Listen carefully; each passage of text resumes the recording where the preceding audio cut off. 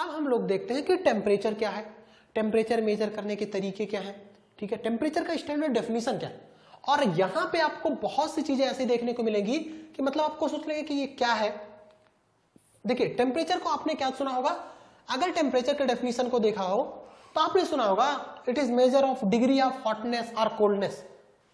Question ये आता है कि क्या ये डेफिनेशन करेक्ट है, और अगर करेक्ट नहीं है तो क्या ये इनकरेक्ट है, और अगर ये इनकरेक्ट है तो कहां तक करेक्ट है या कहां तक इनकरेक्ट है। इस चीज को पहले समझते हैं। मोस्टली हर जगह पे ये डेफिनेशन दे दिया जाता है, लेकिन अगर आपसे कभी कोई पूछे तो आप इस डेफिनेशन को देने के साथ साथ कुछ और चीजें बोलिए। वो क्या चीजें बोलिए, पहले उनको हम समझते हैं कि एक्चुअली ऐसा क्यों नहीं बोल सकते डायरेक्टली, या अगर ऐसा बोल सकते हैं तो किस कंडीशन में बोल सकते हैं, इस बात को समझने की कोशिश करो। सपोज करिए ये आप है ना, और आपके पास 3 बीकर है, one is hot, another is warm, last one is the cold. Cold ये ठंडा है, ये थोड़ा सा गर्म है, ये बहुत ज्यादा गर्म है।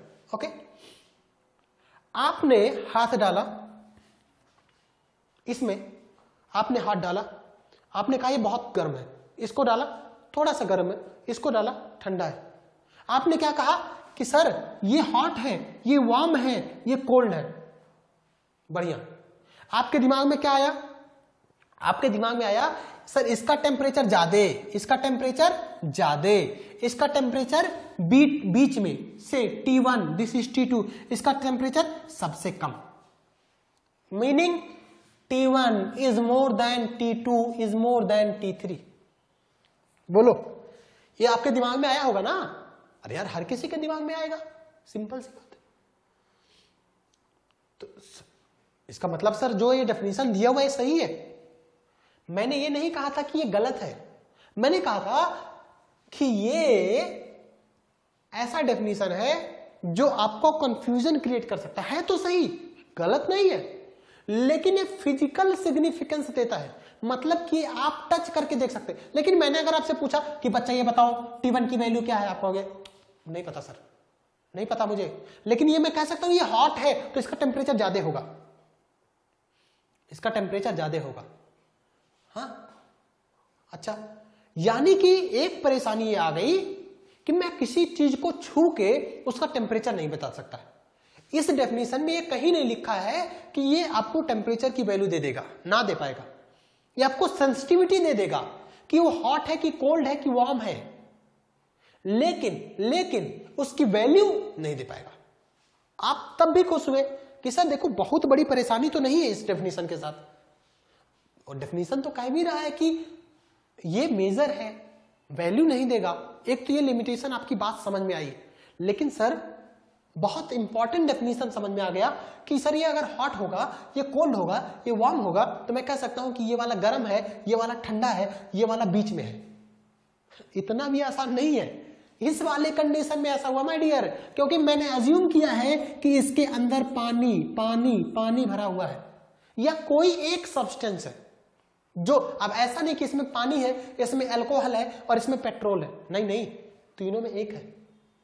तो आपने बता दिया, चलो मैं भी आपको समझ में नहीं आया हो, आगे बढ़ते हैं। अभी मैं आपको एक और एग्जांपल देता हूं, वहां से सब चीजें क्लियर हो जाएंगी। एक बात एक क्लियर आया कि नहीं, अगर ये हॉट है तो इसका टेम्परेचर ज्यादा होना चाहिए, ये मेरा खोपड़ी का था, दिमाग का था। ये वार्म है तो बीच में होना चाहिए, ये ठंडा है तो इसका सबसे कम होना चाहिए, ये हमारा सेंस का था। हाँ, मैं एक एग्जांपल आपको बताता हूं, चलिए छोड़िए, एक एग्जांपल और लेते हैं, एक एग्जांपल लेते हैं, यहां समझिए, ठीक है। तो एक चीज और समझ में आ गया कि भैया ये न्यूमेरिकल वैल्यू तो नहीं देगा, ये डेफिनेशन न्यूमेरिकल वैल्यू नहीं देगा, ये एक परेशानी इसके साथ हो गया, ठीक है। और क्या परेशानी, ये इतना आसान डेफिनेशन नहीं है, ये परेशानी भी क्रिएट कर सकता है। फर्दर मोर आवर सेंस में भी मिसलीडिंग, जिसको मैं गर्म कह रहा था। चलो मैं एक एग्जांपल देता हूं, छोड़ो इसे। ये देखिए, बहुत सिंपल से एग्जांपल लग रहे होंगे। एक, this is wooden chair, this is the metallic chair, ठीक है। ये हमारे सन है, दिस हियर इट इज सन, ये हमारा सन है, ओके। तो ये हमारा क्या है, सन, ओके। 2 चेयर ले लेते हैं, सेम 2 चेयर लेते हैं, कौन कौन से, एक मेटेलिक वाला ले लेते हैं, ठीक है, ठीक है। और एक मैं ले लेता हूं बच्चा, एक मैं ले लेता हूं, सपोज करो इसको, ठीक है, ओके। तो मैं 2-3 अलग फिगर इस नाते बनाया हूं जिससे कि आपको क्लियर रहे, आप कंफ्यूज ना हो। ये हमारा मेटेलिक, ये हमारा क्या कौन सा चेयर है, वुडन चेयर है। ये हमारा कौन सा चेयर है, वुडन चेयर है, चेयर, ओके। ये हमारा कौन सा है, मेटेलिक चेयर है। ये हमारा कौन सा है, मेटेलिक चेयर है। और ये हमारे सन है, बाहर धूप में रखा हुआ है, छत पे ये रखा हुआ है। अब मैं आपके पास गया, आपसे कहा कि अच्छा ये बताओ ये वुडन वाला है, ये मेटल वाला है, ठीक है। आप मुझे ये बताओ कि बच्चा इसका टेम्परेचर किसका ज्यादा है। दोनों छत पे रखे हुए थे, आप गए इसको टच किया, एक हाथ से इसको टच किया, एक हाथ से इसको टच किया, तो कहोगे सर ये वाला तो गर्म है, ये वाला क्या है, ये वार्म है, ये हॉट है। हॉट कोल्ड लिखते हैं ना, क्योंकि 3 चीज तो है नहीं। अच्छा चलो वार्म लिख देता हूं, और इसको मैं क्या लिख देता हूं, सर ये वाला तो ठंडा है, ये वाला ठंडा। फील होगा कि नहीं होगा भाई, ये वाला कोल्ड फील होगा कि नहीं। अच्छा चलो कोल्ड नहीं फील होगा, कहोगे सर गर्मी है तो कहां से कोल्ड फील होगा। चलो ठीक है, हटा देता हूं, एकदम बिल्कुल नहीं, जो कहोगे वही होगा, ठीक है। कहोगे सर तो ये पक्का मानोगे सर ये वाला हॉट है और ये वाला सर वार्म है। ऐसा तो होगा नहीं कि ये भी गर्म लगेगा ये भी गर्म लगेगा, अरे ये ज्यादा गर्म लगेगा ये कम गर्म लगेगा। तो इस डेफिनेशन के हिसाब से जिससे पहले मैंने दिया, it is degree of hotness और कोल्डनेस। आप कहोगे सर देखो इसका इस वाले चेयर का अगर मैं 1 मान लेता हूं, ये 2 मान लेता हूं, तो सर टेम्परेचर T1 की वैल्यू ज्यादा। यही तो गलत हो गए तुम, यही तो गलत हो गया बच्चा, रो। हाँ अबे ये तो हंस रहा है, हंसना नहीं है, ये रो। ये देखो रो, क्यों, क्योंकि मुन्ना ये ऐसा है नहीं, ये आपको गर्म भले लगेगा, ये आपको ठंडा भले लगेगा, लेकिन अगर इस पे थर्मामीटर लगाओगे और इस पे थर्मामीटर लगाओगे तो पता चलेगा कि दोनों का टेम्परेचर सेम है। ये क्या हो गया, यही तो परेशानी है, यही परेशानी है बच्चा। जो आपको लग रहा था कि गर्मी में धूप में रखा हुआ है और अगर इसको, जो ये वुडन वाला चेयर था ये ठंडा था जबकि ये वाला ज्यादा गर्म था, हमने दोनों को टच किया, पता चला कि ये गर्म है और इसका टेम्परेचर ज्यादा होना चाहिए, ये ठंडा है इसका टेम्परेचर कम होना चाहिए। कहां से पता चला, उस वाले डेफिनेशन से। लेकिन एक्चुअल में क्या पता चला, जब थर्मामीटर लगाओगे, आप इसको करके भी देख सकते हैं, जब थर्मामीटर लगाओगे तो पता चलेगा ना ना ऐसा नहीं है, T1 और T2 दोनों की वैल्यू सेम है। वो डेफिनेशन क्या हो गया, फेल हो गया ना। ना फेल तो हो गया, नहीं बता पाया ना। अरे आपका सेंस गलत भी हो सकता है, इसी नाते मैंने लिखा फर्दर मोर आवर सेंस में भी मिसलीडिंग। जो हमें लग रहा था कि ये वाला ज्यादा टेम्परेचर का है ये वाला कम टेम्परेचर का है, बाद में पता चला कि भैया हम तो गलत थे, दोनों का टेम्परेचर सेम है, ठीक है। अब ऐसा क्यों है, ऐसा क्यों है, देखो ये मेटेलिक चेयर था, ये वुडन चेयर था, ठीक है। तो थर्मल इक्विलिब्रियम में होगा, यहां से हीट सन से इसको भी मिल रही होगी, इसको भी मिल रही होगी, ठीक है। अब जो मेटेलिक वाला होता है माय डियर, उसकी थर्मल कंडक्टिविटी ज्यादा होती है, तो वो ज्यादा हीट निकालेगा, वो ज्यादा हीट को रिजेक्ट करेगा।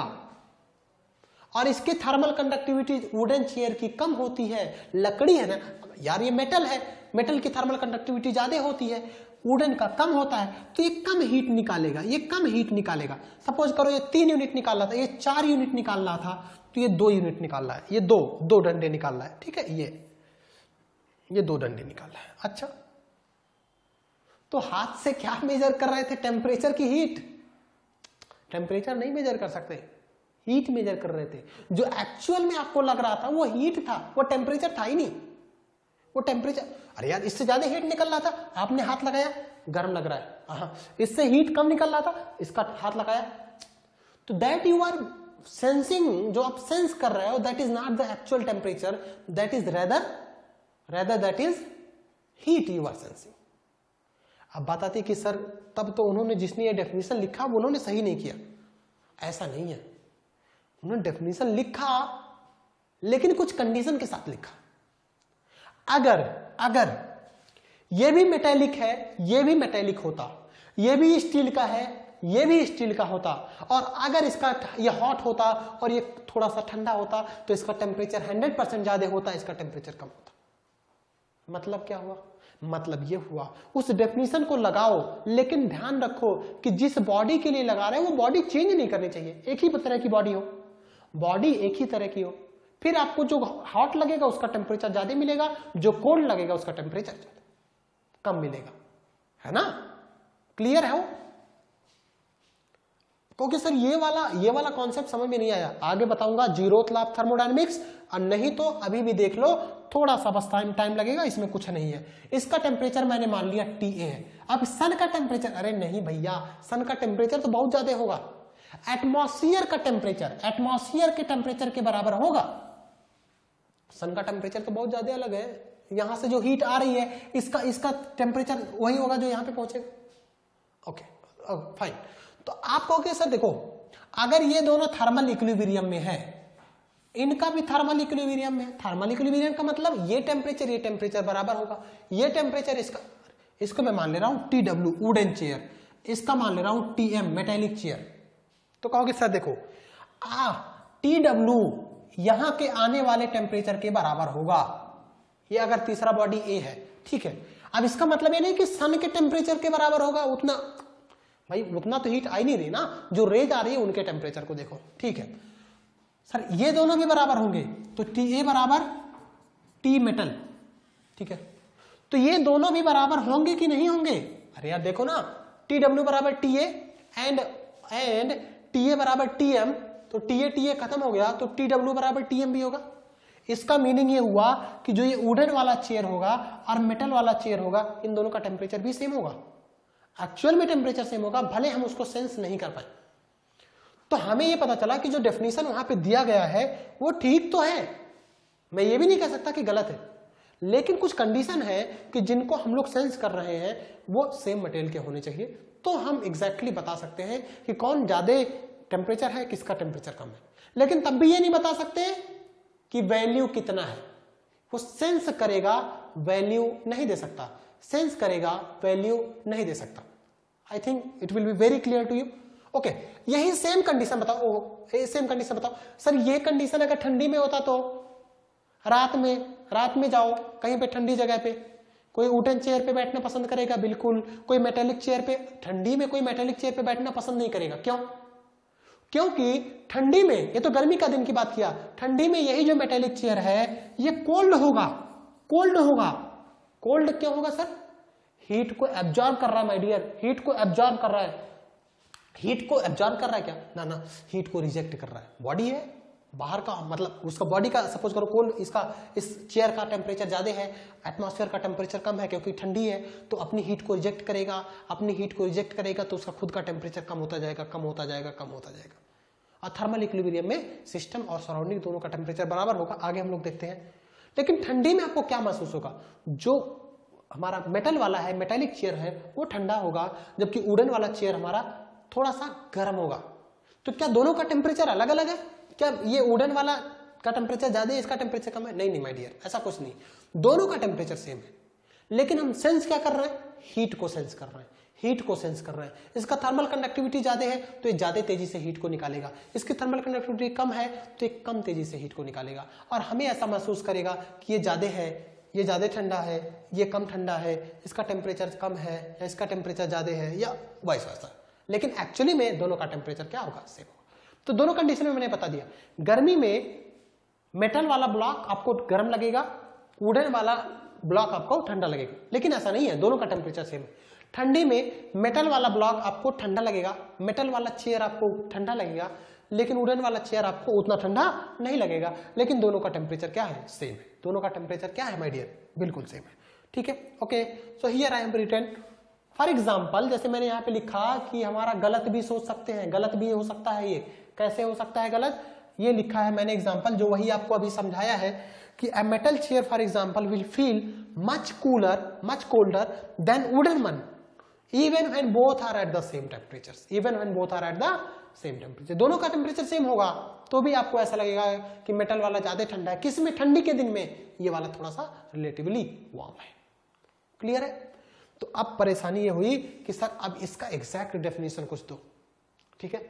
तो एग्जैक्ट डेफिनेशन ऐसा कुछ नहीं है कि ऐसे बता दोगे, डेफिनेशन वही है, वही रहेगा, लेकिन कंडीशन आपके दिमाग में होना चाहिए कि सर उस कंडीशन, उस इक्वेशन को, उसको हम लोग उस डेफिनेशन को किस कंडीशन में यूज करेंगे। कंडीशन क्या है? सेम मेटल होना चाहिए जिससे कंपैरिजन कर रहे हो। अगर सपोज करो एक स्टील का है, दूसरा भी स्टील का है, एक वाला गर्म है, दूसरा वाला थोड़ा ठंडा है, इसका मतलब गर्म वाले का टेम्परेचर ज्यादा होगा, इसमें कोई डाउट नहीं, ठीक है? ये तो सॉलिड के लिए हो गया। कहोगे सर लिक्विड गैसेस के लिए, फ्लूइड के लिए कुछ और है क्या? हाँ, पहले तो ऐसे बताया गया क्लासिकल, अभी की जो करंटली जो थर्मोडायनेमिक्स है उसमें टेम्परेचर का डेफिनेशन अलग दिया गया, उसमें टेम्परेचर का डेफिनेशन अलग दिया गया। और करंटली जो हम लोग टेम्परेचर का डेफिनेशन यूज कर रहे हैं वो हम ये कहते हैं my dear, the temperature of a gas is the measure of mean, this is the average kinetic energy, mean kinetic energy या फिर average kinetic energy of the gas, किसका? गैस का। The molecules are in constant random motion and there is an energy associated with that motion. तो जो molecules होंगे, है ना, जो मॉलिक्यूल्स होंगे, सपोज करिए ये सारे मॉलिक्यूल्स हैं, हियर इज द मॉलिक्यूल्स, तो इसमें कई सारे मॉलिक्यूल्स हैं, ये इधर उधर घूम रहे हैं, इधर उधर घूम रहे हैं, तो इनके पास कुछ ना कुछ एनर्जी होगी, और वो एनर्जी क्या होगी माय डियर? वो एनर्जी क्या होगी माय डियर? काइनेटिक एनर्जी होगी। कहोगे सर देखो ऐसा है, हमने काइनेटिक एनर्जी का एक फार्मूला पढ़ा हुआ है, हाफ mv², इसके सिवा मैंने कुछ नहीं पढ़ा। हाँ, अब इसको लगा पाओगे? अरे नहीं लगा सकते रे बच्चा। क्यों नहीं लगा सकते? देखो देखो इधर ये वाला 2 मीटर पर सेकंड से जा रहा है, कोई बहुत तेजी से भाग रहा है 4 मीटर पर सेकंड से, कोई 2.5 से जा रहा है, कोई 1.5 से जा रहा है, कोई 1 मीटर पर सेकंड से जा रहा है, कोई 0.8 मीटर पर सेकंड से जा रहा है। अब क्या होगा? अरे अगर सब 2 मीटर पर सेकंड से जाते, सारे के सारे पार्टिकल 2 मीटर पर सेकंड से जाते तो कोई परेशानी नहीं थी। v की वैल्यू सीधे 2 रख देता, आंसर आ जाता, क्योंकि टोटल मास हमें पता रहता, हाफ मास वेलोसिटी का स्क्वायर। परेशानी तो तब हो गई माय डियर, जब इस सारे ब्लॉक, जितने भी एटम्स हैं, जितने भी ये मॉलिक्यूल्स हैं, इन मॉलिक्यूल्स के वेलोसिटीज अलग अलग है। कोई वेलोसिटी v1 से जा रहा है, कोई वेलोसिटी v2 से जा रहा है, कोई वेलोसिटी v3 से जा रहा है, कोई v4 से जा रहा है। अरे यार ये तो परेशानी, फिर ये परेशानी। कहोगे सर फिर क्या? अरे कुछ नहीं, एकदम बिल्कुल simple. So here is the mass, fine. Sir ये वाला बताओ, ये, अरे यार इसको VRMS कर दो, VRMS स्क्वायर। ये क्या है? VRMS क्या होगा? इसे बोलते हैं हिंदी में वर्ग माध्य मूल चाल, है ना?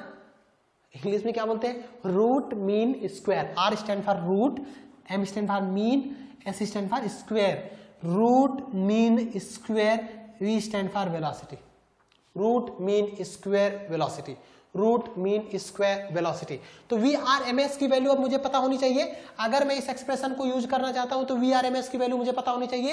एंड VRMS की क्या होती है वैल्यू माय डियर? VRMS बराबर रूट मीन स्क्वायर बराबर, इसकी वैल्यू होती है, यहां पे देखिए, रूट ऑफ, जैसे यहां पे रूट लिखा ना तो रूट ले लो। मीन किसका? स्क्वायर का। मीन किसका लेना है? स्क्वायर का। अब देखो अगर इसमें 4 पार्टिकल हैं, मैं कंसीडर कर रहा हूं 4 पार्टिकल हैं, ऐसे आप कितने भी पार्टिकल ले सकते हैं और उनकी वेलोसिटी v1 है, v2 है, v3 है, v4 है, तो आप कहोगे सर ऐसा करो, जितने इंडिविजुअल पार्टिकल हैं उनका स्क्वायर करते चले जाओ। देखो Munna, v1 square, v2 square, v3 square, कितने तक? अरे यार जितने हो n, suppose n numbers are there, तो सबको vn स्क्वायर, पक्का ऐसे कर दोगे?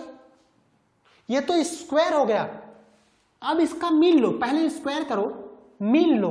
मीन लोगे तो क्या होता है? टोटल सम बटे नंबर, टोटल सम बटे नंबर। तो बटे नंबर करने के लिए क्या करोगे? सर बटे नंबर करने के लिए मुझे जितने टोटल नंबर हैं उनको डिवाइड करना पड़ेगा, टोटल नंबर से डिवाइड करना पड़ेगा।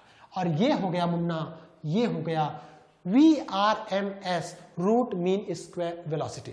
ठीक है, रूट मीन स्क्वायर, और ये हमारी क्या बन जाएगी? Kinetic energy, half mv²। और यही बेसिकली क्या शो करेगा? टेम्परेचर के शो करेगा, टेम्परेचर को शो करेगा किसके, गैस को। ज्यादा टेम्परेचर तो ज्यादा काइनेटिक एनर्जी, ठीक है, और तेजी से घूमेगा, जितना तेजी से घूमेगा उतना ही टेम्परेचर ज्यादा होगा। ओके।